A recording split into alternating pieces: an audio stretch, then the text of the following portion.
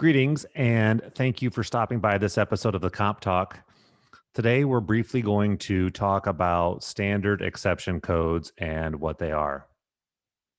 So, currently on your workers' compensation policy, there are four codes out of all the codes that are called standard exception codes where payroll cannot be split. So those four-digit codes are 8810, which is clerical, 8871, which is clerical telecommuter, 8742, which is salespersons, and 8871 automobile salespersons. And these payrolls are not allowed by rule for you to split, meaning you can't have one person have payroll in clerical and in another department. It doesn't work that way. Where this tends to become problematic for businesses, well, it always becomes problematic for businesses, is when they complete their audit and they do job descriptions and they say something like, let's take the exception code automobile salespersons. With automobile sales, there's also automobile mechanics in the back.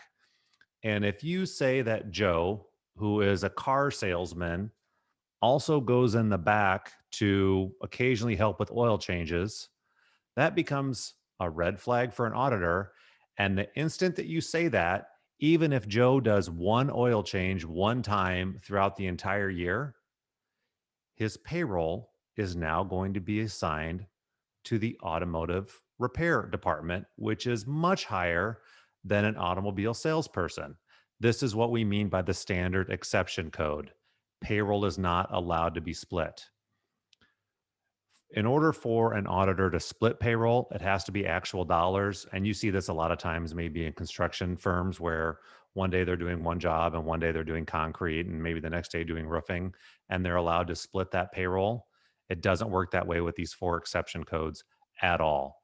So if you're a machine shop and you've got clerical people in the front and machinists in the back, and your receptionist may clean the restroom in the back, that immediately is going to flip her job from clerical to machine shop in the back because clerical is a standard exception code. So my advice, keep it pretty generic. Sally does reception. Joe does auto repair.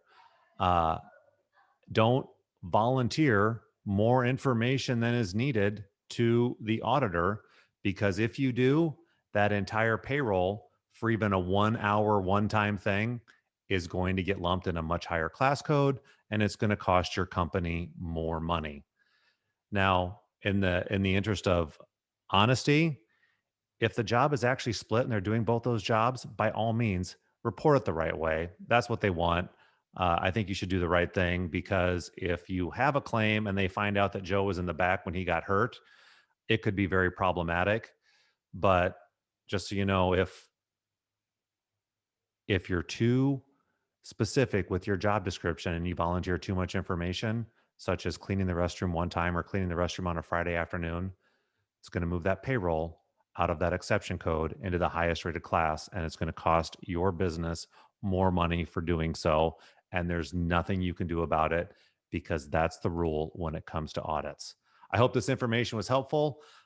Feel free to ask more questions if you have any. Todd Thams at thecompeffect.com. We appreciate you and have a great day.